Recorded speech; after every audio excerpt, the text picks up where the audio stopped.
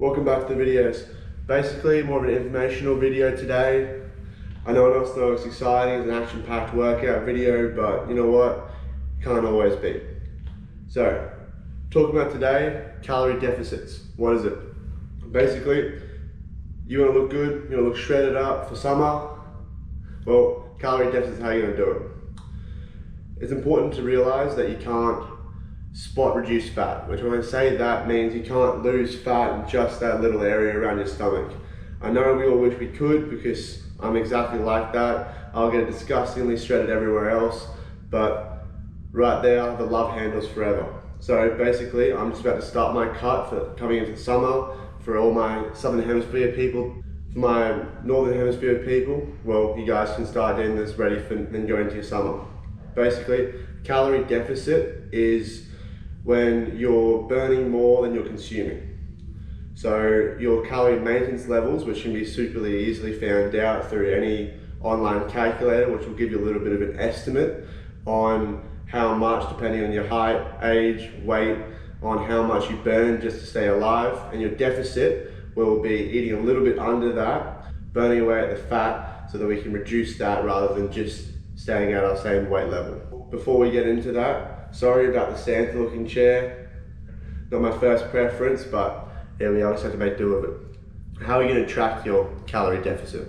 Well, there's a lot of easy ways to do it. Me, personally, the way that I do it is I've got an app on my phone called MyFitnessPal. I'll put the link down in the description, but basically, super easy, it does it all for you. You're entering your activity level, how much you do in a day basically, what you eat, you put it in, track it, and it makes it very easy for you to track what you're eating, how much you're burning, how many calories if you don't really know what's in it, and just makes the whole process a lot easier for people that are just beginning.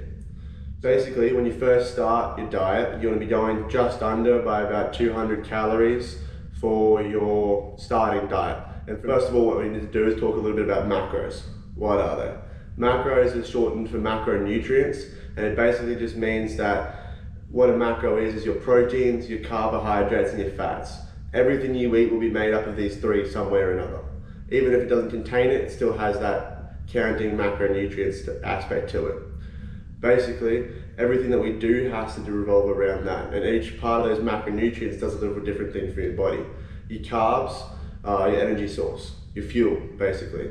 And your proteins, what's going to help you repair your muscles and recover better after your workouts.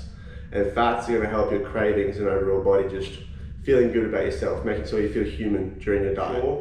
Make sure when you're eating about a pound of your body weight for every gram of protein that you're eating. This will ensure that when you're recovering, you have enough protein to do so, which means you're not going to be feeling sore or crapper for longer, basically. The app will help you figure out if you need more carbs or you need more fats to feel better about your day-to-day business, but it's all about trial and error, really.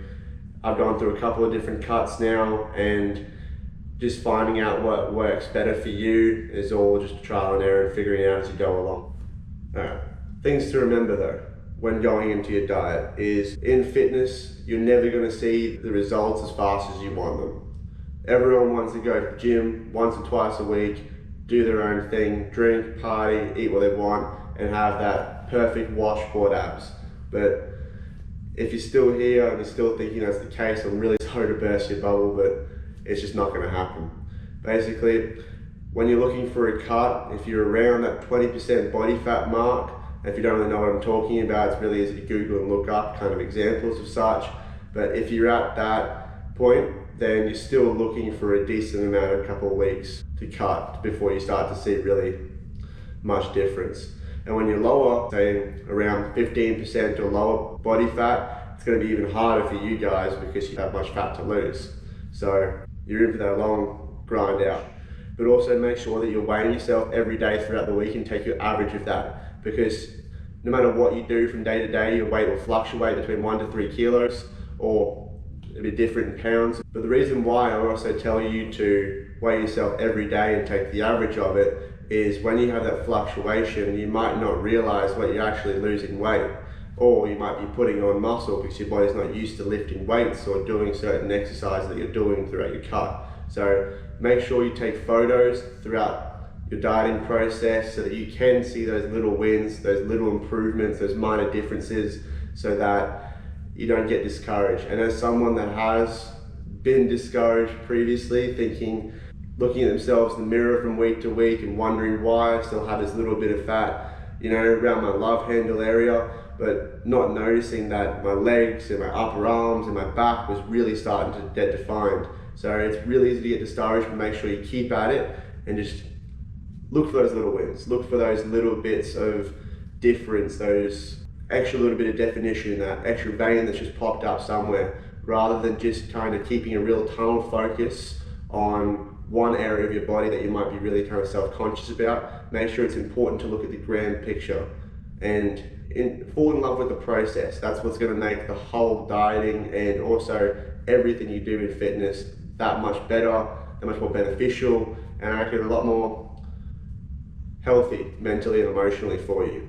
Things to just keep in mind is making sure you're drinking enough water.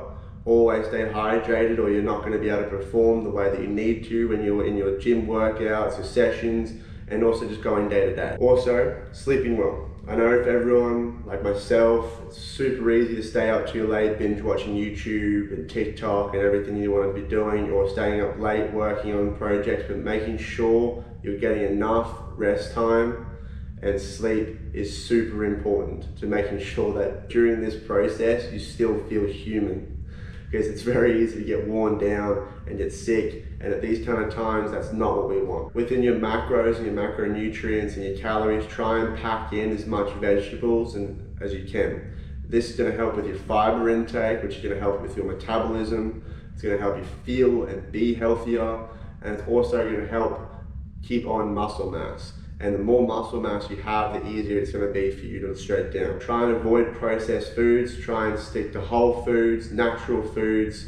Just if it comes in a can or super processed or fast food, try and avoid it. Just honestly, you're going to have a lot more calories, a lot less healthy macros, and you're just not going to get the full bang for your buck that you would get through your calories if you had have had the macros right and done it with real foods like chicken, steak, white fish like salmon, cod, whiting, protein powder. Even though that's a little bit processed, it's still gonna be better than your potato chips and that, which is just not gonna help you with your dieting. But ultimately, if I can stress one thing, is you just gotta have your mind right before you go into your bulk, your deficit, even your maintenance or whatever you're doing. Make sure that you have your head right. Keep in mind that no matter what you do, you have a choice and you have a decision. And it really comes into play every single day. You can make that decision to have that can of Coke and that fast food with your friends. If it's in moderation and you're doing it in a way that keeps you mentally healthy, and you have your refeed dates and get a little bit closer to the end, which we can talk about a little bit later, but you gotta make the decision.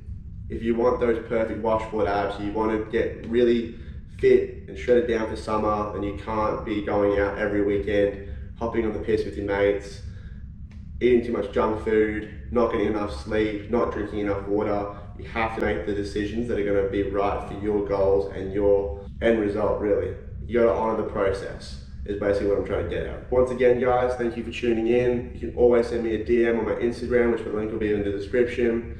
You can always send me a comment, put it down, ask questions, and I'll try and respond to people as much as I can.